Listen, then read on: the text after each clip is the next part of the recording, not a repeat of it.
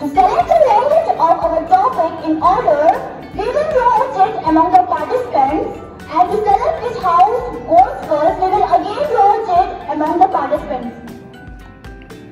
So before beginning our program to select the language of our topic, I would like to invite Ma'am Fatima to select the checks.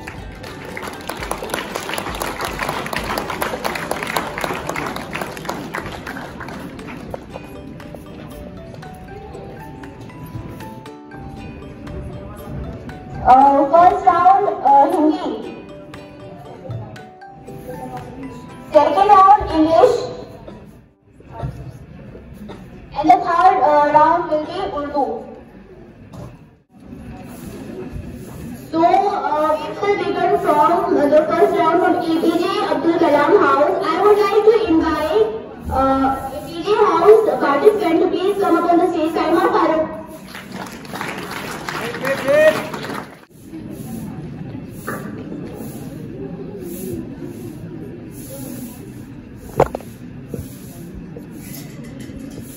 सभी आदरणीय उपस्थित प्रधानाचार्य जी, शिक्षकगण, कर्मचारी और मेरे प्रिय सहपाठियों, सभी को सुप्रभात।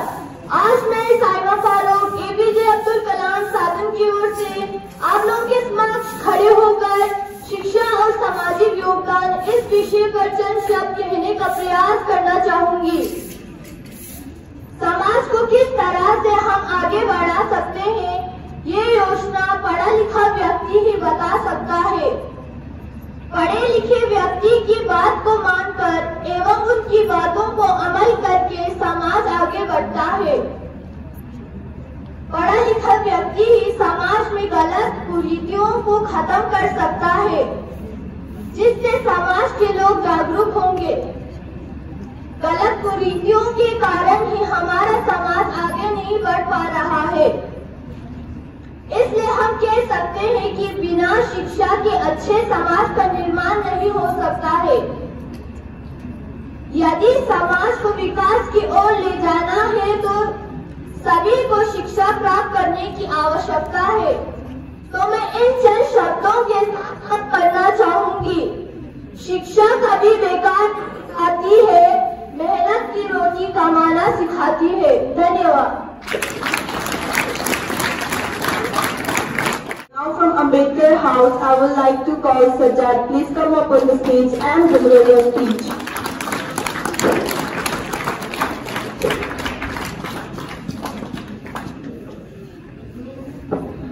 सम्मानित प्रधान अध्यापक, निर्णायकों के पैनल, शिक्षक और मेरे प्यारे साथी छात्र, आप सभी को हार्दिक एवं सुप्रभात। आज के इस भाषण प्रतियोगिता के अवसर पर मैं सज्जाद अली अम्बेडकर हाउस की तरफ से चंद शब्द बताना चाहता हूँ।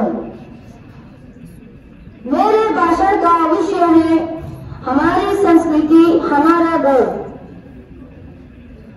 तो जैसे कि आप सभी जानते होंगे कि विश्व में मौजूद सभी देशों की अपनी अपनी संस्कृति होती है और उन देशों की उनकी विदेश संस्कृति से ही पहचाना जाता है।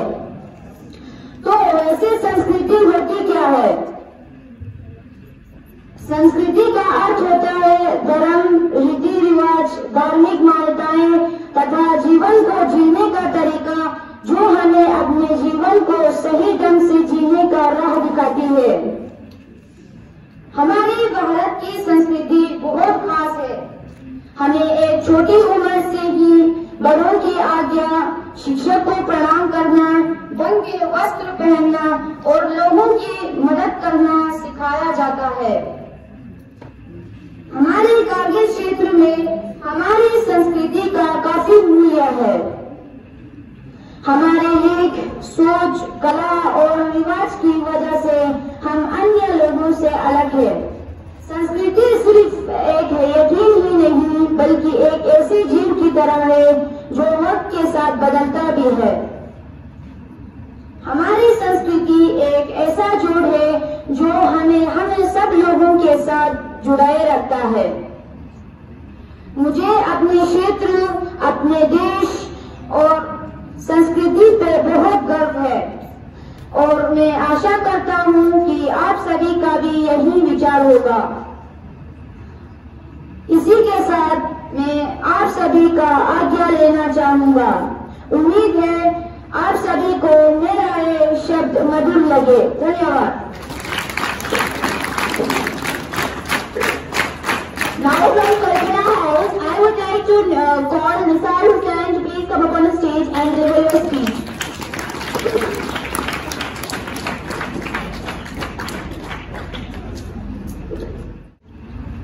आदरणीय मुख्य अध्यापक, गुरुजनों तथा मेरे प्यारे मित्रों, आज मैं निसार अली कल्पना सदन की ओर से आप लोगों के समक्ष खड़ा होकर राष्ट्र के निर्माण में युवाओं की भूमिका पर भाषण प्रस्तुत करूंगा। मेरा भाषण है राष्ट्र के निर्माण में युवाओं की भूमिका और आज की आधुनिक युग में युवाओं की कितनी जरूरत है। युवा और राष्ट्र एक ही सिक्के के दो पहलू है। एक के बिना दूसरे का विकास संभव नहीं है। मानव जीवन ही एक ऐसी युवा पीढ़ी है जिसमें किसी भी विकास को करने की क्षमता नहीं होती है। हमारे भारत को युवा का देश कहा जाता है। कहते हैं कि चित्रकार स्याही से तस्वीर बदल देते हैं, कि चित्रकार स्याही से तस्वीर बदल देते हैं। युवा अगर जागरूक हो जाए तो देश की तकदीर बदल देते हैं। क्या आप सभी जानते हैं युवा होने का मतलब क्या है? युवा होना इस बात पर निर्भर नहीं करता कि हमारी उम्र कितनी है, बल्कि इस बात पर निर्भर करता है कि हमारे अंदर उत्साह कितना है, लगन उमंग कितनी है, आत्मविश्वास कितना है, कुछ कर गुजरने की चाह कितनी है। उसी प्रकार बिना युवा के शस्त्र की कल्पना भी करना व्यर्थ है। युवा वह शक्ति है जो देश को महाशक्ति बना सकता है। आज की युवा पीढ़ी को पता नहीं है कि उनका हाल क्या है। आज की युवा पीढ़ी सोशल मीडिया में इतनी लीन हो गई है कि राष्ट्र हित की किसी को परवाह ही नहीं है।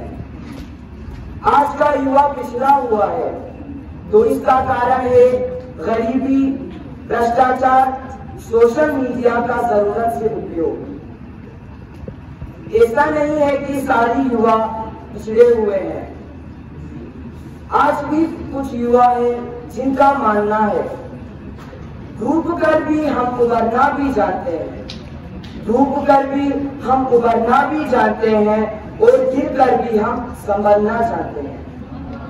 रोशनी है इसलिए अब तक चिरागों में, रोशनी है इसलिए अब तक चिरागों में हम हवा का रुख बदलना जानते हैं, रुख बदलना जानते हैं।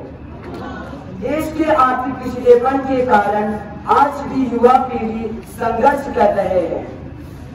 वह अपने माता पिता, भाई बहन से दूर होकर पढ़ाई कर रहे हैं और देश के लिए कुछ करना चाहते हैं। तो अंत में मैं एक शायर के साथ आप लोगों से विदा लेता हूँ। सफलता की कीमत जिंदगी से ज्यादा नहीं, सफलता की कीमत जिंदगी से ज्यादा नहीं। जो हार से निराश है उन्हें इस बात का अंदाजा नहीं। धन्यवाद।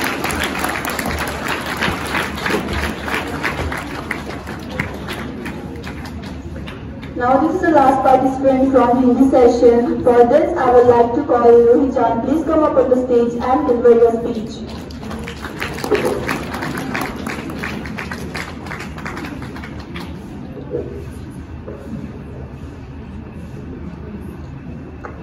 आदरणीय मुख्य अध्यापक, गुरुजनों तथा मेरे प्रिय मित्रों, आज सभी को सुप्रभात।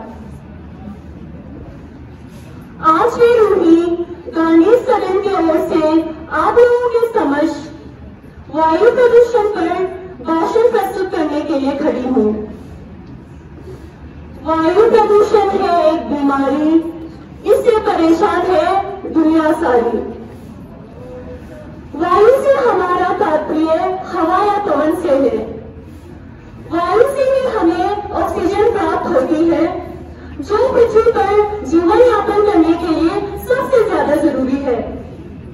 लेकिन क्या आज हम खुली हवा में सांस ले पा रहे हैं? ये समय क्यों आ गया कि हमें बाहर निकलते समय अपने मुंह को किसी मास्क या कपड़े से ढककर निकलना पड़ रहा है?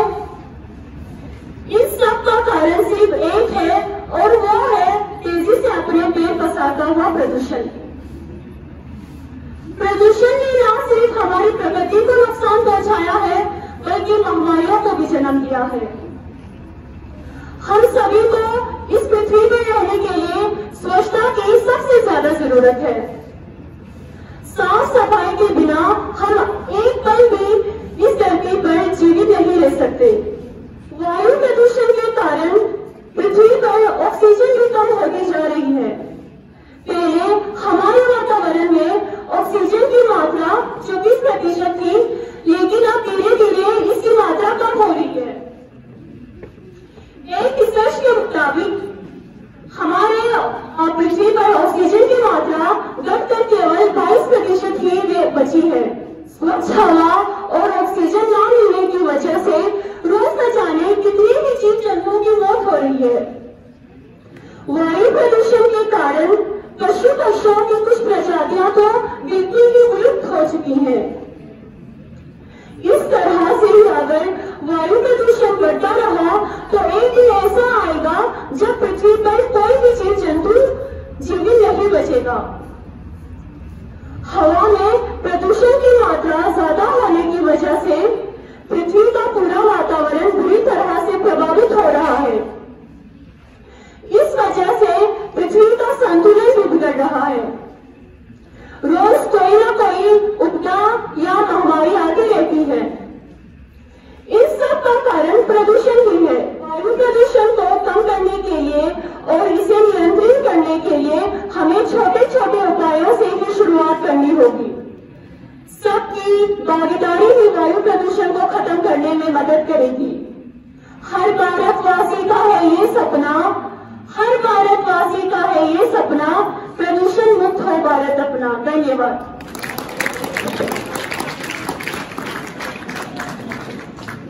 Here our first session of Hindi session has ended. Now let's start our second session, which is English session. In English session, judging will be done by Gelso sir, Muzaffar sir and Labzam sir. Please take your seats, sir. Now I would like to invite Pradhana Batul from APJ Abdul Kalam House to please come up on the stage and deliver your wonderful speech.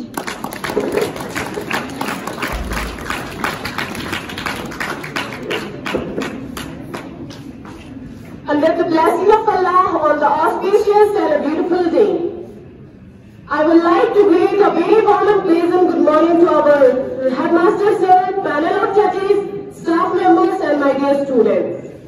Today I, Pradhana Batul, representing APJ Abdul Kalam House, would like to stand here before you to deliver a speech on forgiveness and letting go out of grudges. Ladies and gentlemen, today I want to talk to you about a powerful and transformative concept. Forgiveness and letting go out of grudges. This action holds immense benefit that can positively impact our lives in profound ways. First and foremost, forgiveness is an act of a self-liberation. When we hold on to grudges, we carry a heavy burden of anger, resentment, negativity. Like carrying around a backpack filled with rocks that weigh us down emotionally and mentally. Forgiveness also contributes significantly to our mental well-being. It reduces stress and anxiety, replacing those caustic emotions with inner peace and serenity. But the benefits of the forgiveness in our inner world, forgiving others can reduce us and strengthen our relationship. Through forgiveness, we learn to see humanity in others, to understand their struggles and to acknowledge that nobody is perfect. In our fast-paced and often stressful world, that we can give ourselves. It is an act of a self-compassion that leads to improve our physical health, reduce rumination, and a greater sense of overall well-being. In conclusion, forgiveness and letting go out of grudges are not just acts of a kindness. It is an act of a self-love and self-improvement.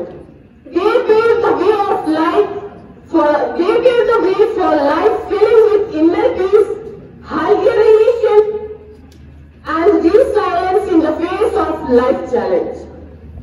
So, let us embrace the power of forgiveness, not a sign of weakness, but as a testament to our strength and a commitment to living a happier and a fulfilling life. Thank you. Have a nice day. Now from Ambedkar House, I would like to call Ms. Nazia Fatima. Please come on the stage and deliver your beautiful speech.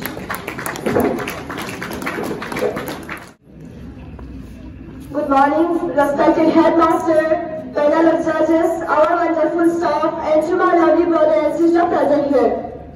Today at this stage, I, Nazia Fatima, standing before you to present the merits of Mani Assembly. Mani Assembly is the key to the well-being of discipline, productivity, and social interaction in most schools. It provides a stage to communicate, interact, bring forward certain notices, information, and announcement. It is a powerful tool which would be rendered useless if not utilized properly. Mani Assembly ensures that we all start on the same page each day with correct information and inspiration going forward.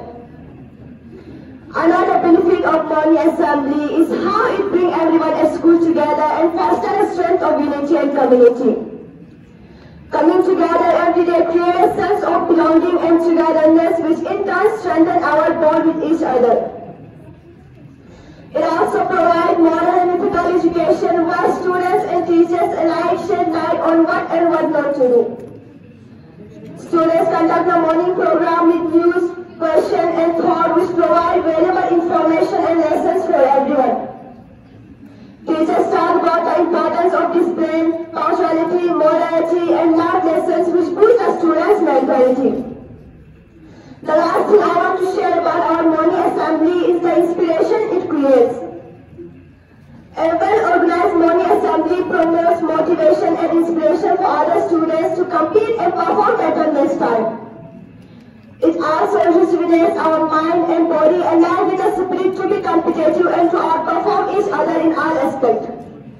In conclusion, I want to state that Mani Assembly are a vital part of our school culture and it creates half of the character we have for our future. I hope you all can heed to my explanation. Have a wonderful day. Thank you. Thank you, Nazia Fatima. Now from Gandhi House, I would like to call Ali Akbar to please come up on the stage and deliver your speech.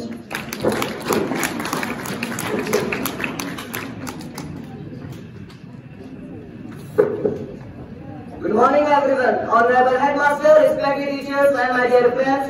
This is Ali Akbar from Mahatma Gandhi House and today I am here to share my thought on punctuality and regularity. Punctuality and regularity is a good habit. It saves much of our time. Many things can be done within a short time if you are punctual and regular. Time does not wait for anybody. If time is once gone, we cannot bring it back. We leave many things unfinished one. It is therefore a loss to us. Punctuality helps us in gaining success in our life. A punctual man is treated with respect. A punctual student learns what is called discipline. What is called discipline, whereas unpunctual student create disturbance to the whole class and give so many excuses in front of teachers. A teacher will realize the value of punctuality and regularity. If he is punctual, he convenience to others. He can win the faith of students as well as other teachers. Irregularities leads to failure and regularities leads to success. So be punctual, be regular and fulfill our goals and succeed in life. Thank you. Have a nice day. Now this is the last participant from our second round. Thus, I would like to call Ms. Kausar Fatima from Kalpana House. Please come on the stage and deliver your beautiful speech.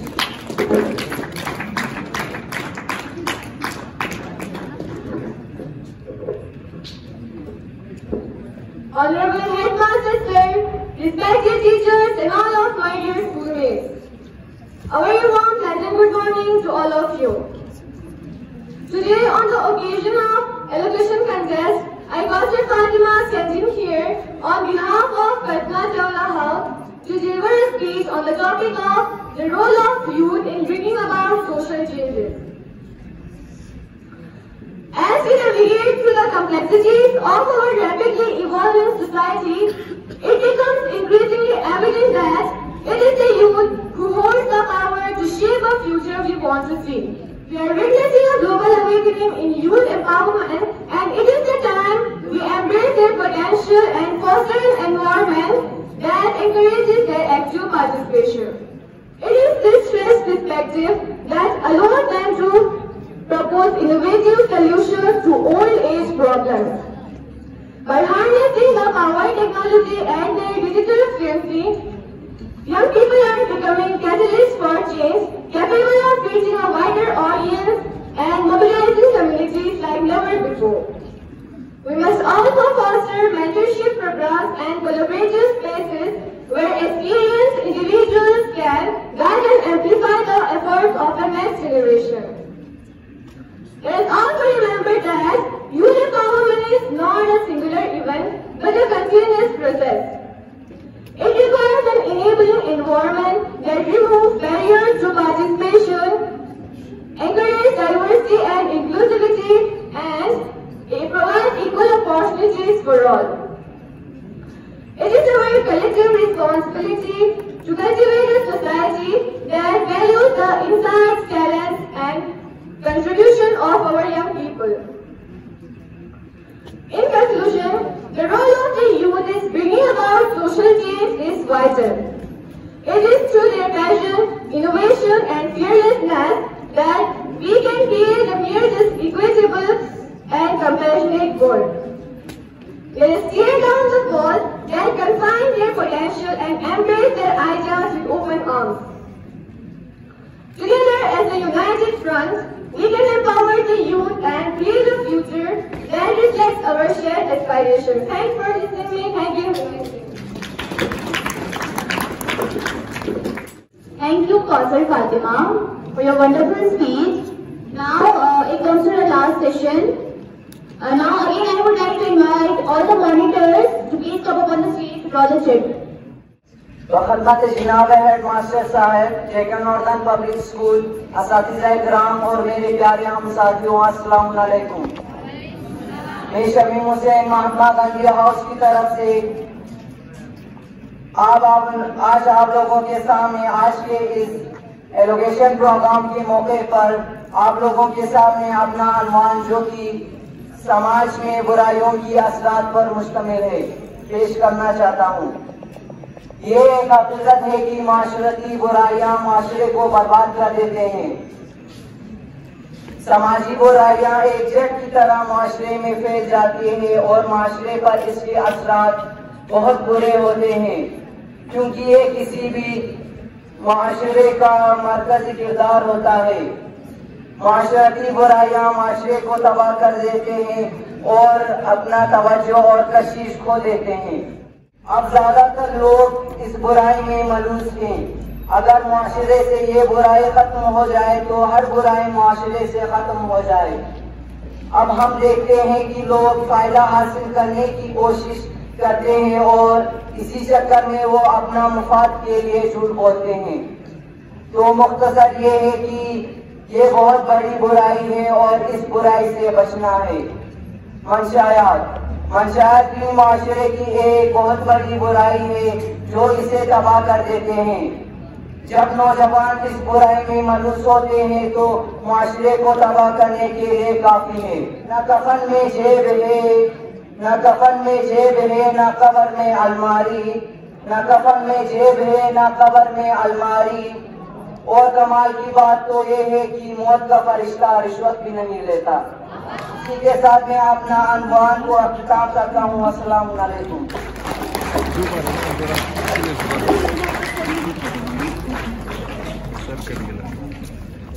Now coming to the next house from APJ Abdul Kalam House, I would like to call Irfan for your speech. खदमत जनाब master साहब व दिगर असातिज़ा किराम और मेरे प्यारे दोस्तों, अस्सलाम वालेकुम। मैं इरफान अली एपीजे अब्दुल कलाम हाउस की जानिब से आप लोगों के सामने एक तकरीर पेश करना चाहता हूँ। मेरे तकरीर का अनवान साइंस की अहमियत और सोशल मीडिया के फवाइद व नुकसानात।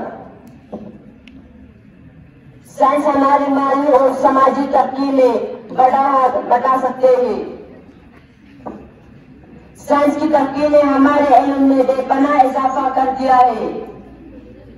आप हर शख्स जानता है कि सूरज एक सैयारा है जो साइंस नजरिए के मुताबिक हजारों सैयारों में से एक सैयारा है।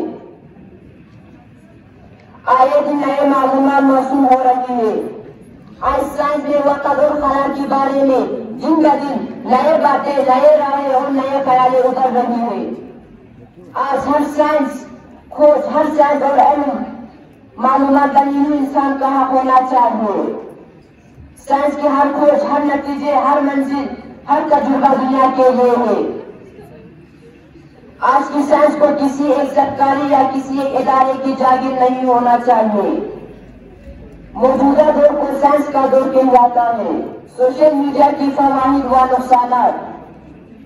सोशल मीडिया एक ऐसा आला है जो लोगों को इशारिया, तबादुल ख्याल और तस्वीर वीडियो शेयर करने का इजाजत देता है, जिसकी मकबूलियत में तेजी से इजाफा हो रहा है। सोशल मीडिया की बदौलत पूरे दुनिया एक गांव में तब्दील हो गए हैं। सोशल वेबसाइट में से ज्यादातर लोग Facebook, YouTube, Twitter, Google place वगैरह इस्तेमाल करते हैं। हमें सोशल मीडिया की फवाइद के साथ साथ नुकसानात को भी मद्देनजर रखना चाहिए। तस्वीर का दूसरा सामना आता है। कई मरतबा न्यूज चैनल भी वो मालूमात नहीं देता जो हमें सोशल मीडिया के जरिए हम तक पहुँच जाते हैं। सोशल मीडिया के इस्तेमाल की वजह से तालिबे इल्म का बहुत सा वक्त जाया होता है, जिसके बाद आमतौर पर नंबर कम आते हैं। तहकीक से पहले ही खबर पूरे दुनिया में फैल जाते हैं। जाली अकाउंट्स के जरिए लोगों को गुमराह किया जाता है। फाशी को फरोग, बेहयाई का खुला इज़हार, बेमानी, नाशाइस्ता और बेहुदा जबान का इस्तेमाल किया जाता है। अब ऐसे लोगों से खबरदार रहे जो सोशल मीडिया पर फसाद, लड़ाई झगड़े, बेहयाई और गलत खबरें फैलाते हैं। कोई भी बात बगैर तहकीक की शेयर न करे। आप हमेशा समाज वेबसाइट पर अच्छे और हक और सदाकत पर मबनी चीजें शेयर करें जो आपके लिए सबके जारी भी है। हुकूमत को चाहिए कि सोशल मीडिया पर जाली अकाउंट रखने और दहशतगर्दी फैलाने वालों को कड़े से कड़े सजा दे। शुक्रिया।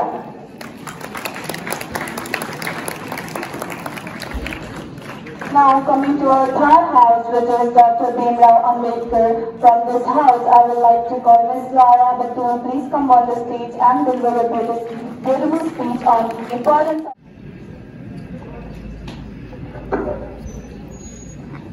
इज्जत माब जनाब हेड मास्टर, पैनल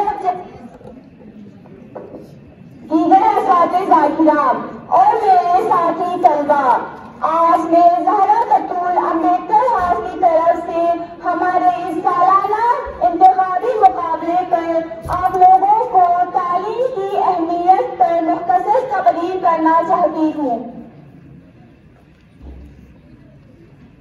आज के इस पुरअशूब और तेज तरीन दौर में तालीम की अहमियत बहुत हामिल है। चाहे जमाना कितना ही तरक्की कर ले, हालांकि आज का दौर एडमी तरक्की का दौर है, कंप्यूटर का दौर है, साइंस और सनअती तरक्की का दौर है। मगर स्कूलों में बुनियादी असली तालीम, टेक्निकल तालीम, इंजीनियरिंग, वकालत, डॉक्टरी और मुख्तलिफ जदीद उलूम हासिल करना आज के दौर का लाजमी तकाज़ा है। जदीद उलूम तो जरूरी है ही, साथ ही साथ दीनी तालीम की भी अहमियत अपनी जगह मुसम्मम है। इसके साथ साथ इंसान को इंसानियत से दोस्ती के लिए अखलाकी तालीम भी बेहद जरूरी है। इसी तालीम की वजह से इंसान जिंदगी में खुदा परस्ती, इबादत, मोहब्बत, खुलूस, खिदमत खल्क, वफादारी और ईमानदारी के जज्बात पैदा होते हैं। अखलाकी तालीम की वजह से सालेह और नेक मुआशरे की तश्कील हो सकती है। उस्ताद वो नहीं जो महज 4 किताबें पढ़ाकर और कुछ क्लासें लेकर अपने पढ़ाई से मुकरा हो, बल्कि उस्ताद तो वो है जो तलबा और तालिबात की छुपी हुई सलाहियतों को बेदार करे और उन्हें शऊर, इल्म व आगाही, नीज़, फिक्र व नजर की दौलत से मालामाल करे। जिन असातिज़ा ने अपने इस जिम्मेदारी को बेहतरीन तरीके से पूरा किया, उनके शागिर्द उनको आखिरी सांस तक याद रखते हैं और उनके एहसानमंद रहते हैं। आज इस तनाज़ुर में आकर आज के हालात का जायजा लिया जाए तो महसूस होगा कि पेशे तदरीस को भी आलूदा कर दिया गया है। महकमाए तालीमात, स्कूली इंतजामिया और मुआशरा भी इस 4 किताबों का कान्या हो गया है। कल तक हुसूल इल्म का मकसद तामीर इंसानी था, आज नंबरात और मार्कशीट पर है। अफसोस कि हमारे मुल्क की तालीमी इदारों पर मफरत परस्त टोला कसरे शाही की तरह काबिज रहा है। आखिर में नतीजा, हम सबको पढ़ाई की अहमियत को समझना चाहिए। तालीम मुआशरे को बेहतर तौर पर तश्कील किया जा सकता है और इसमें सुधार पैदा किया जा सकता है। तालीम मुआशरे में बुराई जैसे झूठ, चोरी, डकैती वगैरह को खत्म करने में अहम किरदार अदा करता है। आखिर में मैं अपने तकरीर को एक शायरी के साथ अख्तिताम तक पहुंचाना चाहती हूँ।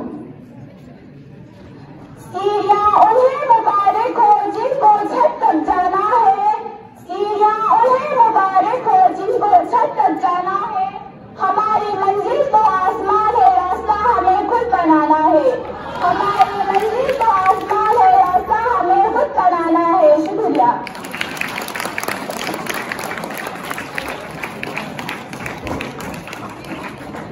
Thank you, Zahra Batul, for your wonderful speech. Now I would like to call Farida Batul from Kalpana House to please come up on the stage.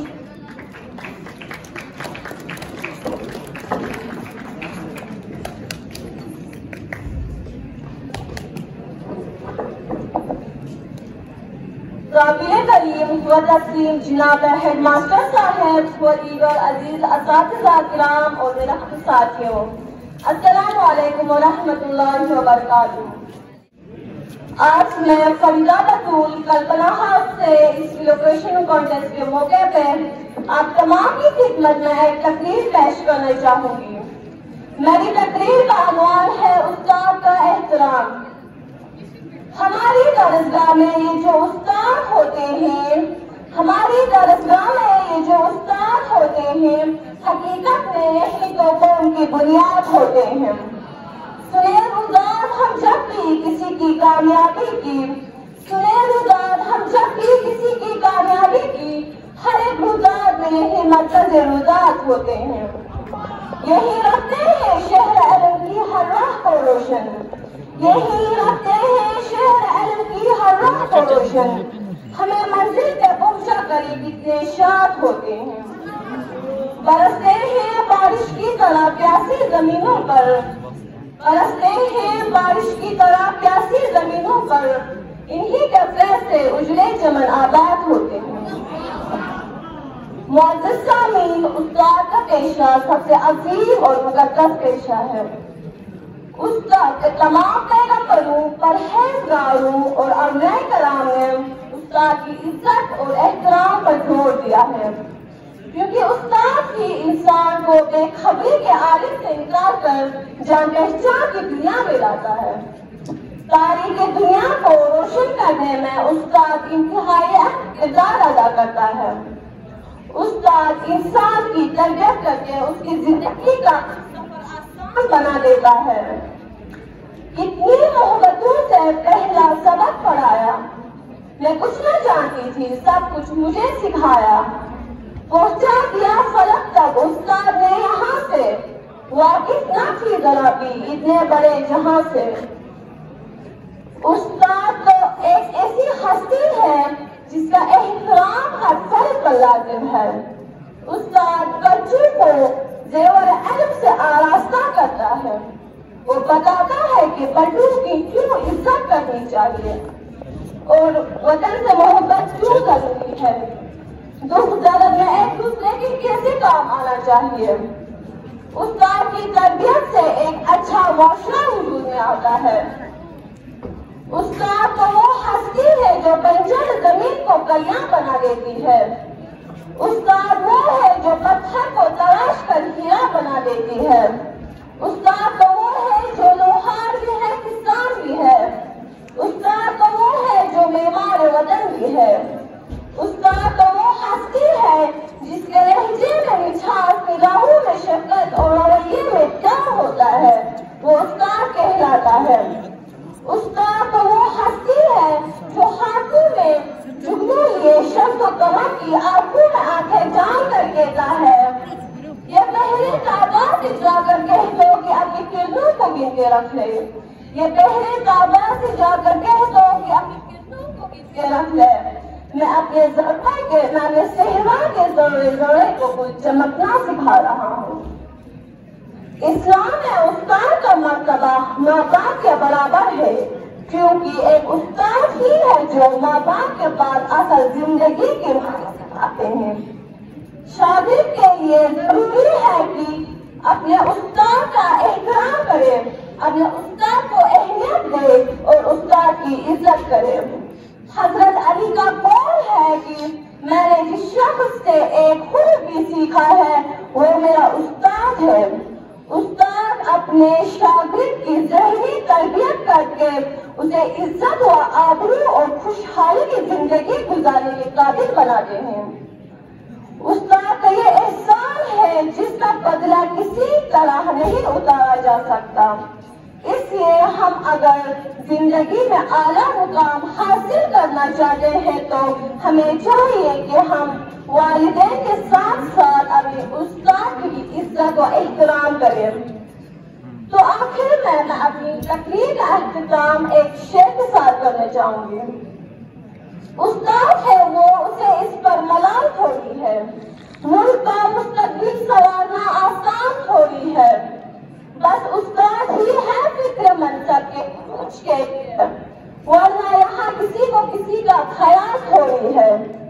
मजा तो तब है किसी खाक के जर्रे को मुनव्वर कर दो, मजा तो तब है जब किसी खाक के जर्रे को मुनव्वर कर दो। सिर्फ अपनी जात को रोशन करना कमाल थोड़ी है। जाना पड़ता है खुद को तरक्की, कौम की तरक्की के लिए मिटाना पड़ता है खुद को कौम की तरक्की के लिए। ये काम कोई मामूली काम थोड़ी है। वस्सलामु अलैकुम व रहमतुल्लाह।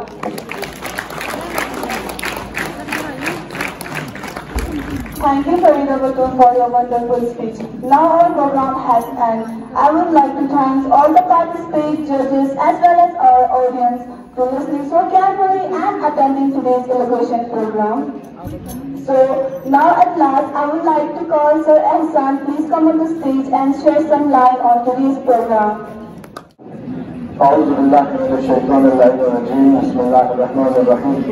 Respected headmasters, sir, teachers, non-teaching faculty members, and my dear students, Assalamu alaikum and a very good morning to you all.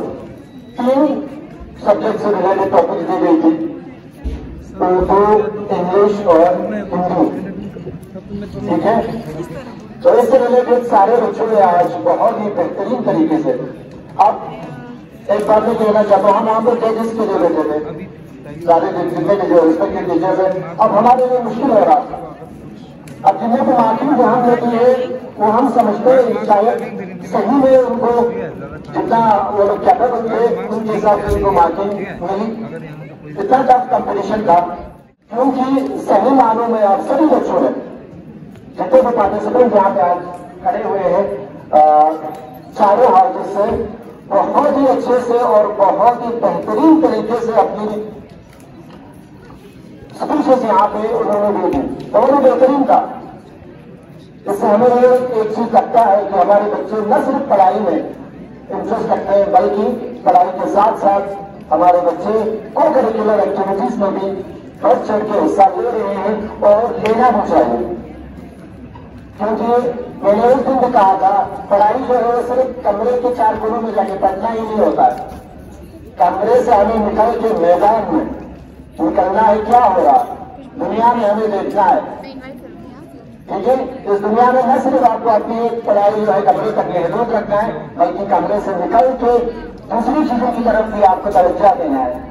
बारहा मैंने इस चीज को बोला था, आज फिर बोलना चाहता हूँ, पढ़ाई के साथ साथ हमें स्पोर्ट्स में भी 110% आगे जाने की जरूरत है।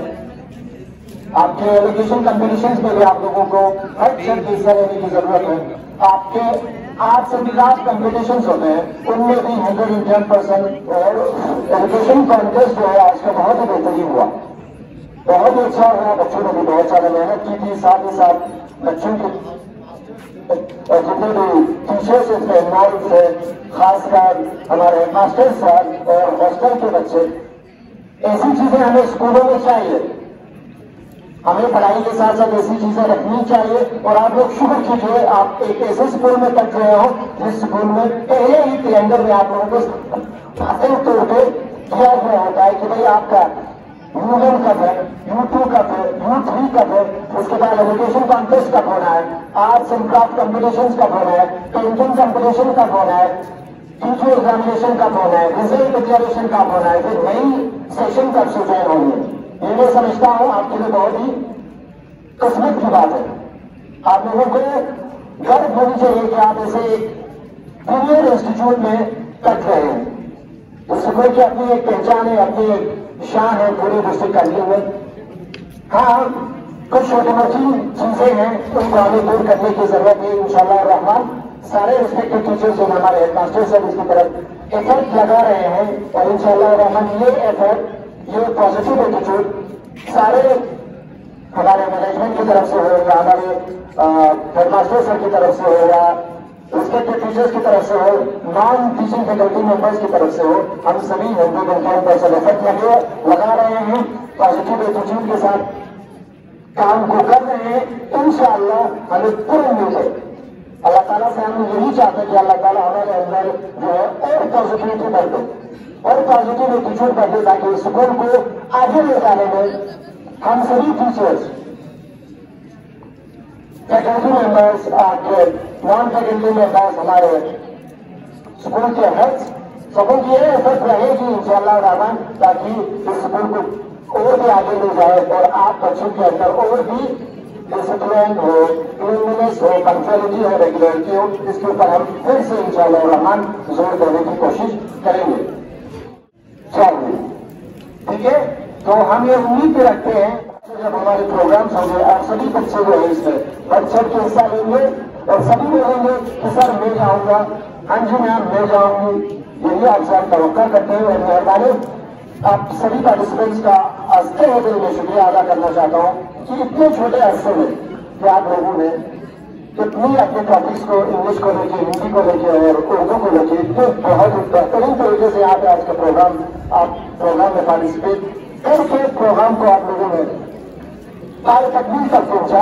उसके लिए सारे पहले तो हमारे मास्टर सब, दूसरा हमारे respected teachers, house masters, house teachers और सारे स्कूल के स्टूडेंट्स का आस्था है मैं शुक्रिया अदा करना चाहता हूँ। आप लोगों की एफर्ट की वजह से, आप लोगों की मेहनत की वजह से, आप लोगों की कॉपरेशन की वजह से आज हमारे एजुकेशन कंपटीशन जो है वो ऑर्गेनाइज हुआ और ऑर्गेनाइज होने के साथ ही साथ आप इसको हम पाए तकमील तक भी पहुंचा हैं।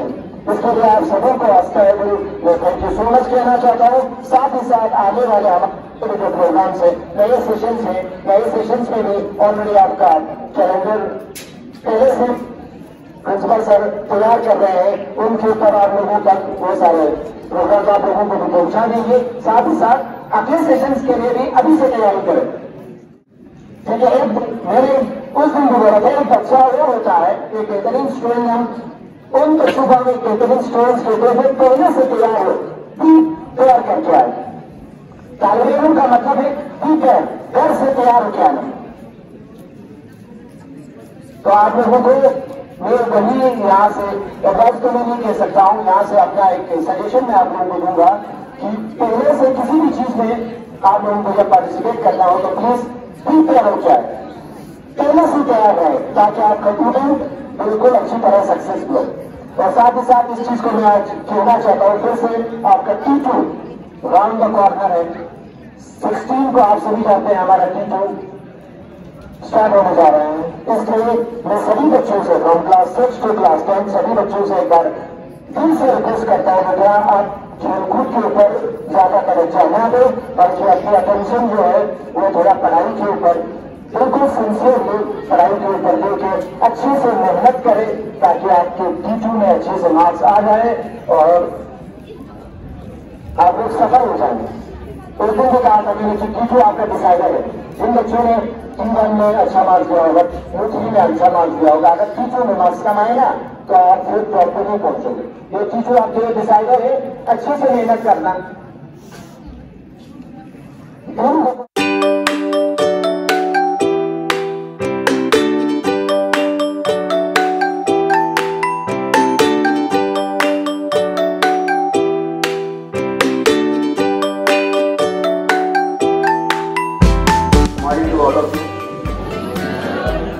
मोस्टली तो हमारे एडवांस ने जो भी कुछ बोला अपने यहाँ पे वो एक्टिविटीज बहुत सही की जाती है। और उससे पहले मैं सारे जो कंडक्टर है यहाँ पे उनको कॉन्ग्रेचुलेट करता हूँ। जो भी हमारे ऐसा मतलब जो आपकी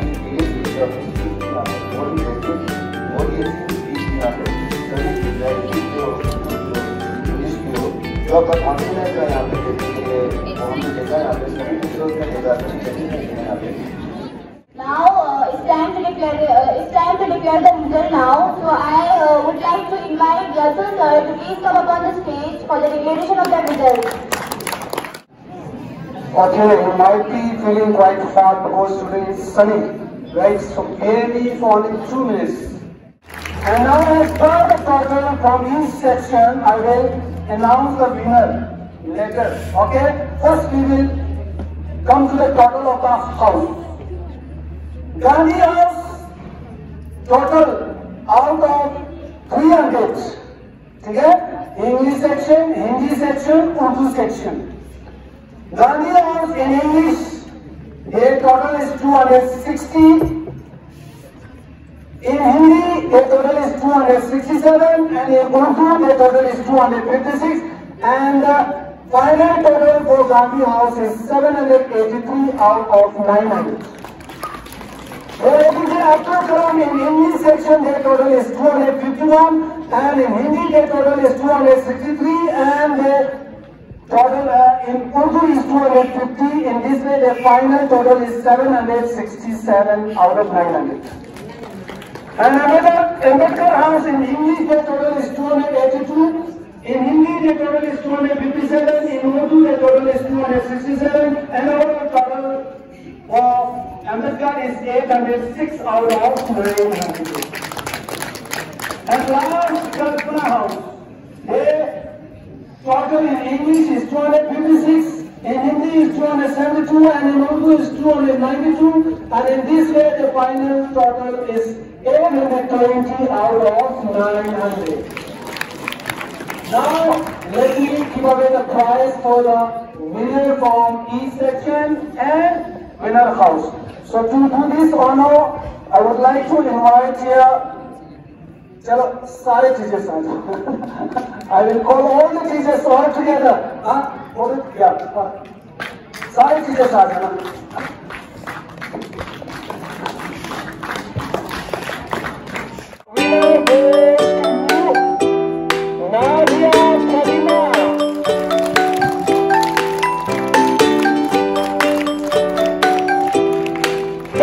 में हाउसिंग बोर्ड में याद करते बजाइए अब तक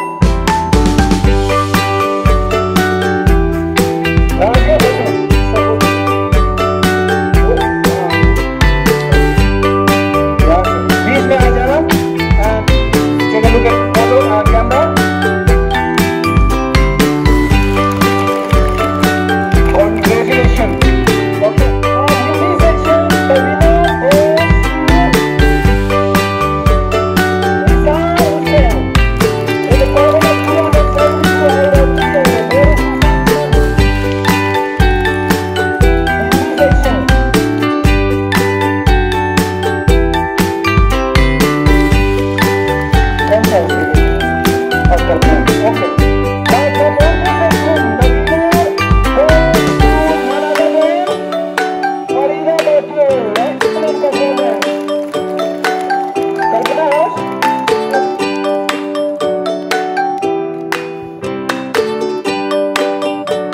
is certificate and medal is due. ठीक है?